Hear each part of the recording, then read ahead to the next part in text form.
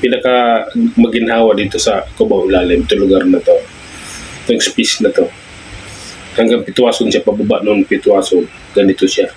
So, malaking bagay ito sa aming mga riders dahil nakakasingit kami dito, nakakauna kami dito paano. Tapos pagdating doon sa unahan, sisingit na ulit kami. Riders eh. Pag hindi kasi singit, hindi ka riders. Diba? Kailangan mo sumingit. Kailangan mo pasukin yung mga basta magkasya ka. Ayan, nandito na tayo. O ayan na. Nasa ilalim na tayo ng Pitwason. Tuloy-tuloy lang, idol. Kaya natin yan. Diba? Alright, gagapang tayo paakyat ng bin up. Oops.